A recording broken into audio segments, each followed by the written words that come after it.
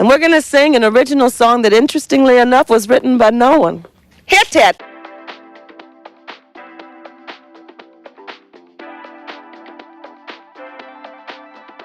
This is Special Session, and I'm your host, Brian Schott of Utah Political Watch.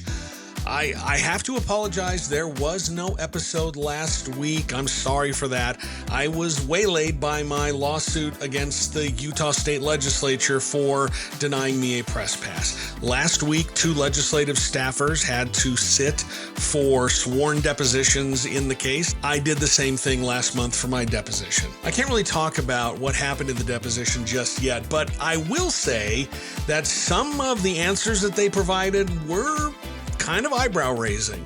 I'll talk about it as soon as I can, but I can't just yet.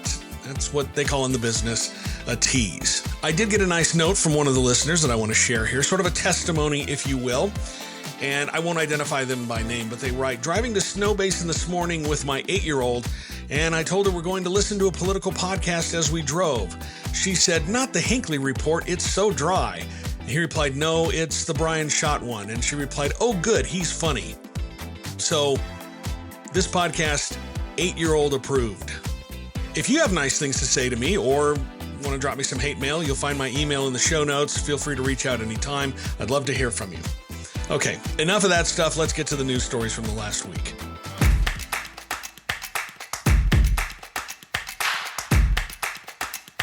$320,000 is a big number, especially when you're gathering signatures. The coalition of labor unions, known as Protect Utah Workers, they needed to get 140,000 signatures, just a little bit more than 140,000 signatures statewide, in order to put the referendum to overturn the union-busting bill on the ballot. And this week they turned in 320,000 signatures. Now, that doesn't mean all of them are going to count. They have to be verified by local county clerks.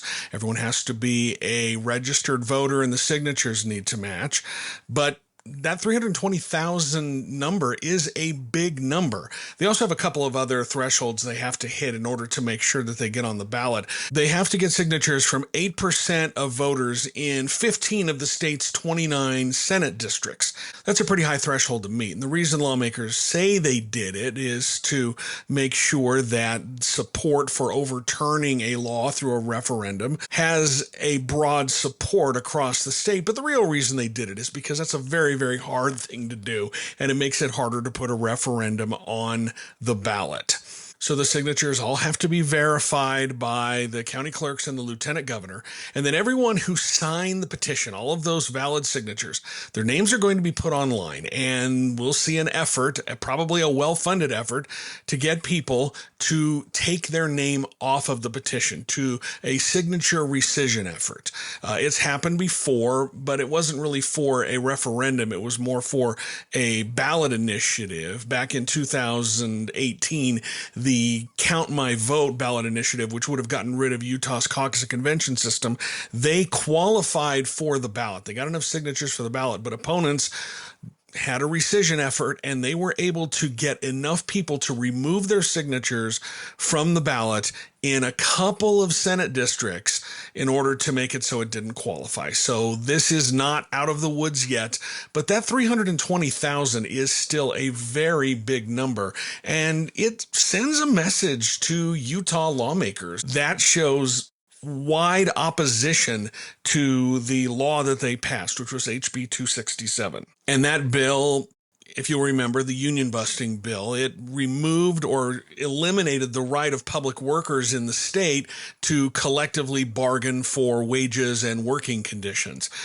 They did all public workers, although the main target was the Utah Education Association. And it was retribution for their opposition to Amendment A, which would have changed the way that schools are funded in the state, changed the constitutional earmark for school funding, and for their lawsuit challenging the school vouchers program or the Utah Fits All Scholarship. That was the main target, but they included all public employees into this bill. And if you remember, there was massive opposition to this bill during the session. Unions showed up for the committee hearings and when it was up on the floor, and there was a compromise compromise in the works, but at the last second, it fell apart. And I talked about this before. One of the reasons why is that unions had agreed to take a neutral position on the compromise, but their members kept calling and leaving emails and calling lawmakers, and they just didn't want to hear it. They did not like the outrage that was coming their way over this legislation, so they decided to ditch the compromise and pass the bill in its original form. But they didn't get 2/3 in both the House and the Senate, which leaves it open for a referendum. So that's where we're at. How much did it cost to get this on the ballot? Well, almost $3 million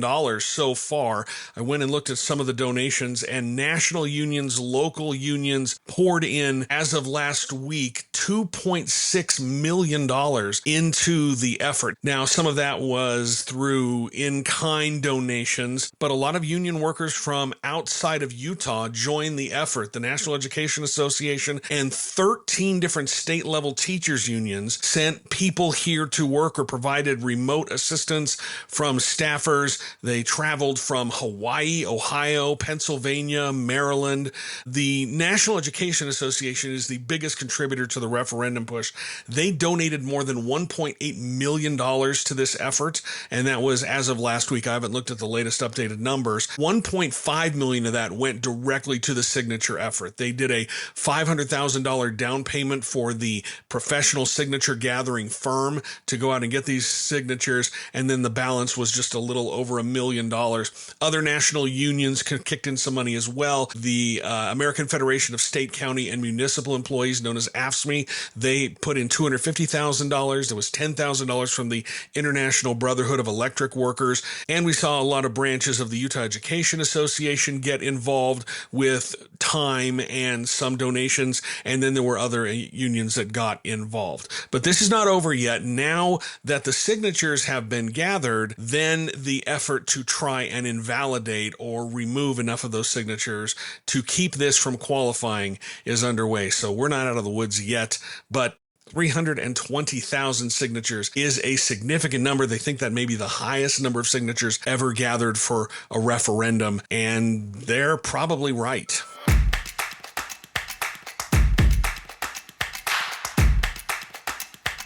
There was a really interesting economic juxtaposition earlier this week. Lawmakers, legislative leaders, Governor Spencer Cox had a big press conference to celebrate the fact that they were named the state with the best economic outlook for the 18th straight year.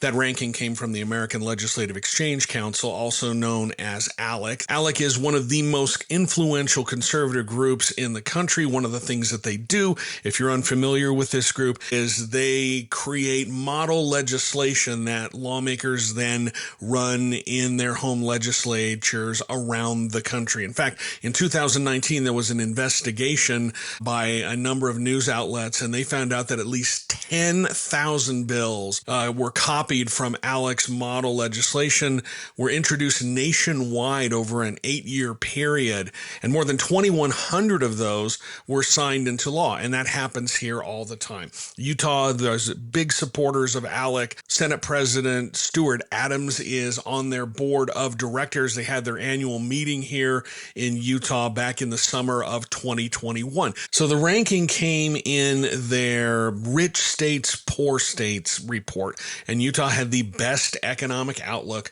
for the 18th straight year. And this best economic outlook, it's what's best for businesses. Okay, you need to understand that ALEC is very pro-business. One of the reasons why is that Utah's minimum wage is at the federal minimum wage, which is $7.25 an hour.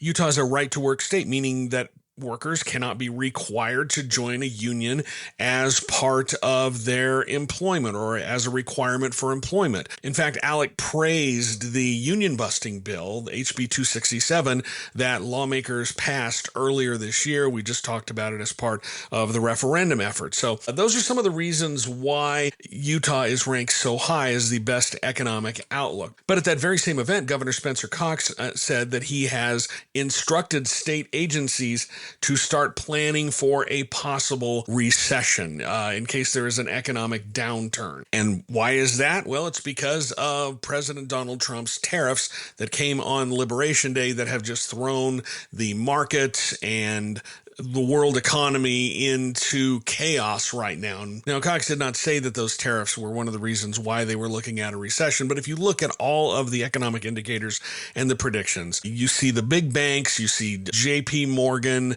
you see Chase, they're all raising their forecasts for a possible recession to 60%, 70%. And the only reason why that number keeps going up is because of President Donald Trump's tariffs. You really have to wonder whether lawmakers were wise to push ahead with another tax cut this year that mostly benefits the top income earners in the state. They reduced Utah's income tax rate by 0.5%. I've told you about this before. Study after study after study shows that most of the money that is used to pay for those tax cuts goes to the top 20%, the top 1% really of income earners in the state, while those at the middle and the bottom, they see maybe $8 to $12 a month in tax cuts. And those tax cuts are probably another reason why ALEC is really, really high on Utah's economy. But if we do hit a recession,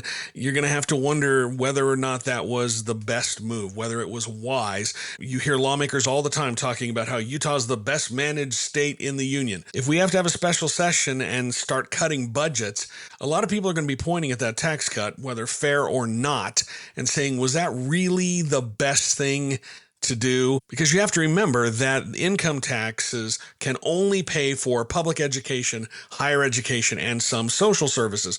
And there are mechanisms in place to make sure that if there are any cuts to the education budget, it will be very, very minimal. There are a number of rainy day accounts and other protected accounts for public education. So I don't know if schools are really going to feel it. And that tax cut, criticism of that, if there's an economic downturn, I don't know if that will be a fair criticism. What will happen in the long run, though, is if we have an economic downturn or a recession and you start to see unemployment go up, well, that's going to hurt people's ability to pay income taxes. And if income tax collections go down, then you can start to criticize the tax cut because, as I said before, income taxes pay for education in the state for the most part. And so if you see those income tax collections start to drop because the economy turns sour, then you can point at those tax cuts and say, was that really the best thing to do? But until that happens, it's not really a fair criticism.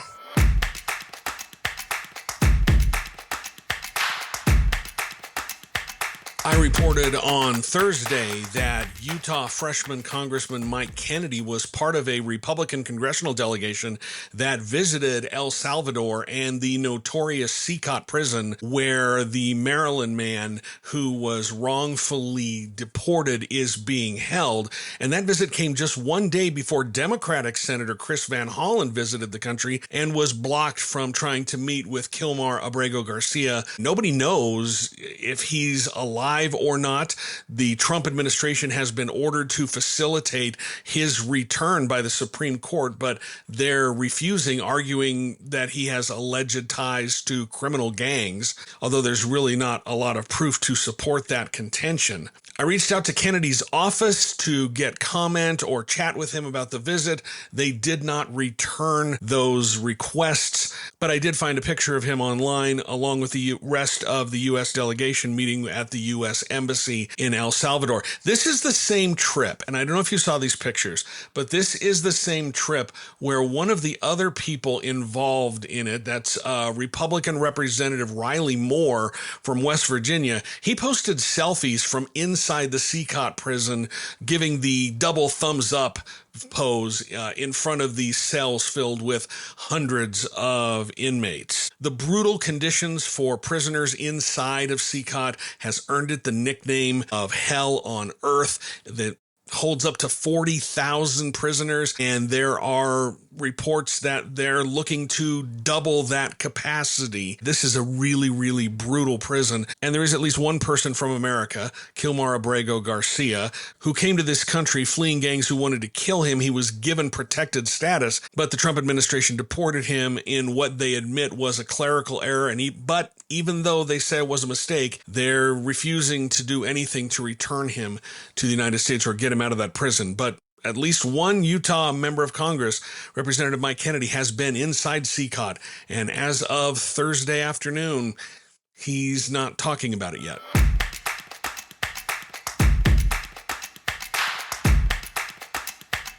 It could be something, it could be nothing, but it did make me scratch my head a little bit.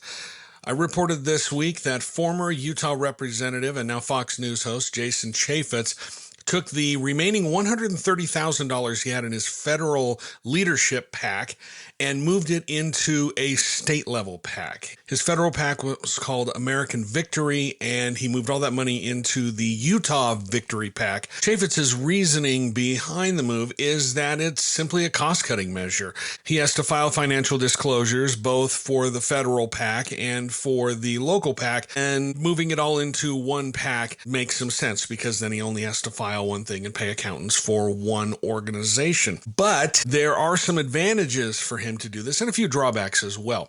But the timing is really interesting because his federal PAC has not taken in any money since 2020. It's really done nothing. All he's done through it is spent money on compliance, making sure that his reports are filed correctly, accountants, and then he's paying one of his former staffers for some communications work. So the cost-cutting thing there makes some sense. The shift to a state PAC, which he really started to ramp up last year, makes you wonder if he's thinking about running for an office here in the state, specifically governor.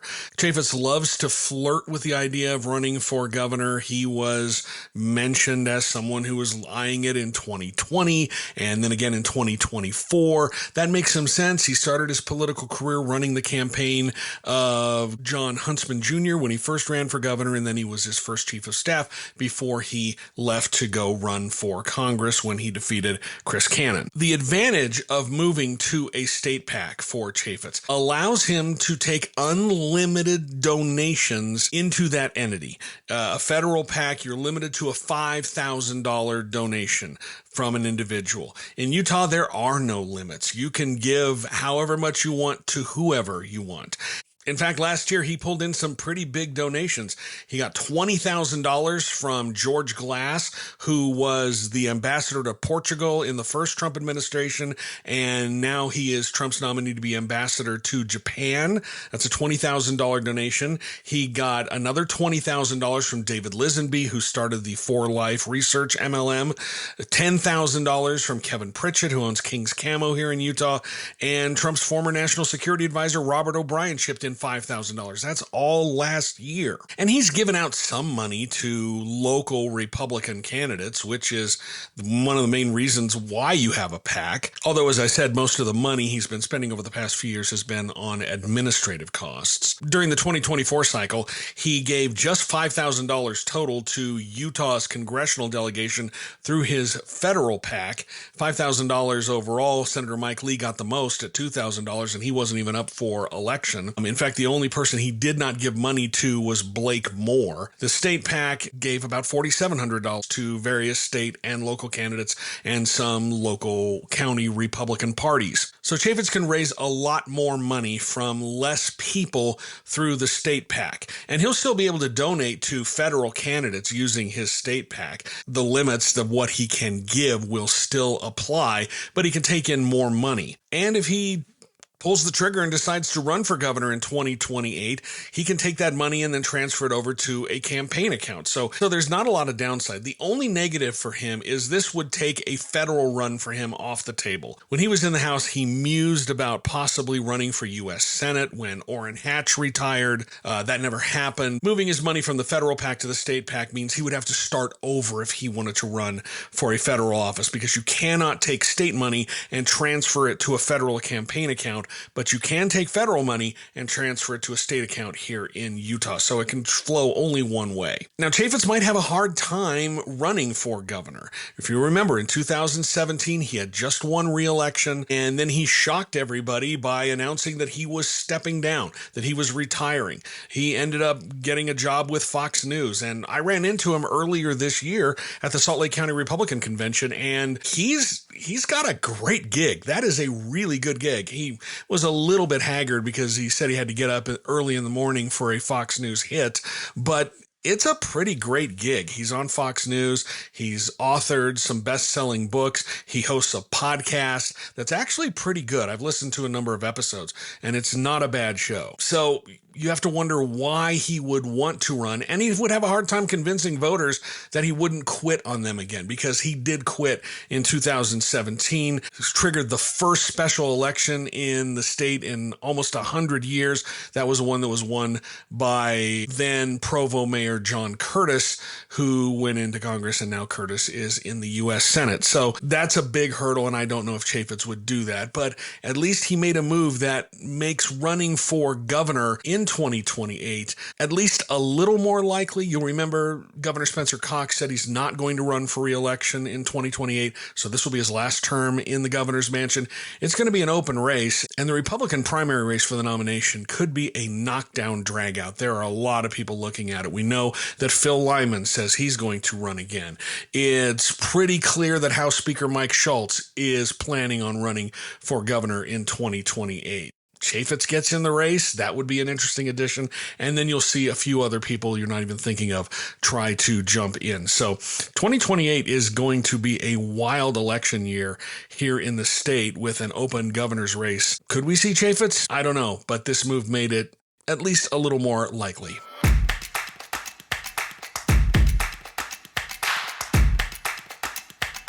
So we all know that Senator Mike Lee is buddies with Elon Musk. They interact all the time on Twitter. They've been photographed together.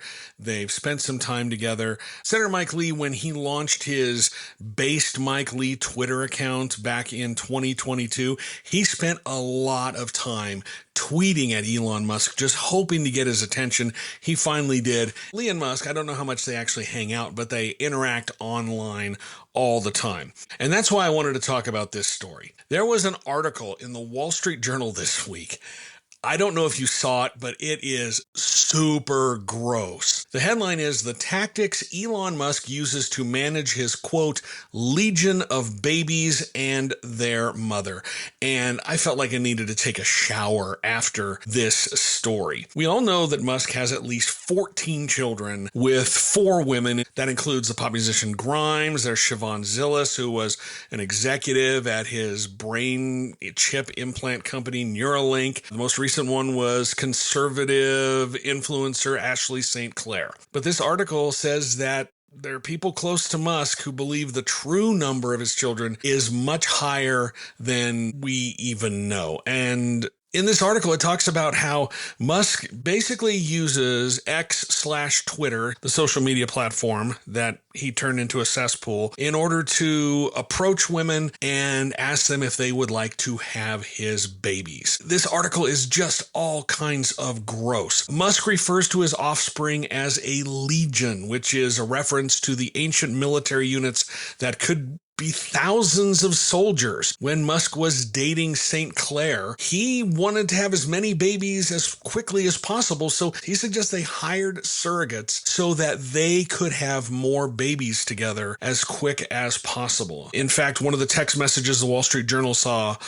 from Musk said, "To reach legion level before the apocalypse, we will need to use surrogates." Musk believes that civilization is going to collapse because of population decline. Birth rates are going down across the world, and he wants to correct that by, quote, helping seed the earth with more human beings of high intelligence, which just so happen to be his offspring. Blech. You've probably heard of the pronatalism movement, where people say civilization will crumble if people don't start having more children. In fact, in 2019, long before he was a professional Twitter troll, Senator Mike Lee went to the Senate floor and said that the solution to fixing climate change is for people to fall in love, get married, and have some kids. Because he says if you make more people, that means more markets for more innovation, and more babies means people will be looking towards the future and they'll want to solve climate change. So Lee was a pro-natalist before the idea started to gain traction on the right. Now, one of the weird things about pronatalism is that the people who believe in it want to implement government policies and cultural solutions to fix the problem for people to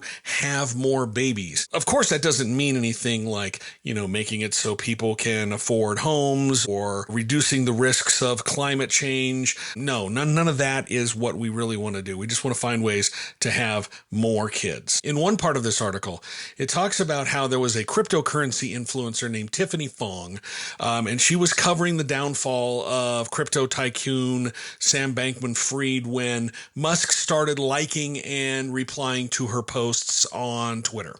And her interactions went through the roof because Musk has more than 200 million followers, almost 220 million followers. And so she started getting more attention, and that led to her making money on social media. In fact, she apparently made like $21,000 in 1 2-week period because of her interactions with Musk. And right about that time is when Musk sent her a direct message asking if she was interested in having his child. Kind of direct. I don't know if that's the approach that I would use, but again, then I'm not the richest man in the world. Now, Fong didn't take him up on his offer because she wants to have children in a more traditional way, is what she said, but she was worried that turning him down was going to hurt her earnings. And once Musk found out that Fong had told people about his request, he unfollowed her and her engagement dropped a ton. In 2023, Musk started dating St. Clair, and you'll remember her. She's the one who started a huge firestorm over this when she was trying to get Musk to acknowledge the paternity of their child together. And she was working for the deeply unfunny Babylon Bee at the time, or the company that owns the Babylon Bee. And he frequently talked about having children. St. Clair was the person who had the custom-made black Make America Great Again hat that Musk was wearing, that was in the Gothic font that he wore all the time in the later stages of the campaign. She was the one who made that for him. He wore it everywhere. This article is just chock full of gross little details. Here it says, in November, Musk responded to a selfie that St. Clair sent him by texting back, "I want to knock you up again." Ugh. You should go read it. It talks about the lengths that Musk goes to keep the number of children secret so that they don't get a lot of attention. They don't put his name on the birth certificate when they're born. He really just wants no public acknowledgement that he is their father. Right now, as I said, we know about 14 of them, but people close to Musk say it's a lot more. And I think it's relevant to talk about this article because of just how close he is to Senator Mike Lee. Because you know what they say, you are the company you keep. Before we go, I'd like to remind you once again, as I do every week, to subscribe to this podcast. If you already haven't, subscribe to the show wherever you get your podcasts. And if you have a moment, leave us a rating and review. It's the best way to get more listeners for the show. And also, you can sign up for my newsletter at utahpoliticalwatch.news. It's absolutely free. You'll get every story that I write delivered directly to your email inbox. And as you know, I am an independent journalist here in Utah.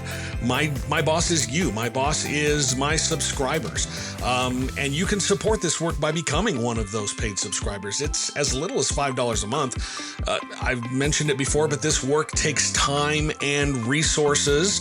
I have to pay for things like web hosting, podcast hosting, the equipment to do this podcast. Just last week, I had to pay for a copy of Kevin Freeman's book about using gold as a transactional system. You'll find that in one of my stories from the past week, explaining the insane conspiracy theory that is the underpinning of this book. I had to pay for that. If I could do this for free, I would, because I love it so much, but I can't. So that's why I have to rely on subscribers like you to keep this going, to keep doing what I'm doing. So if you feel like you can swing it, a $5 subscription, just go to my website, utahpoliticalwatch.news, or you can leave a one-time donation. I do have a tip jar there. If you have a business and you would like to sponsor this show, sponsor the podcast, let's talk. You can find my email linked in the show notes. And if you have any feedback or suggestions about the show, if there's a topic you want to hear, complaints, comments, hate mail, if there's a guest you'd like to hear from, you can also email me as well. My email, again, is in the show notes. That's going to do it for this week. Thank you so much for listening, and we'll do it again soon.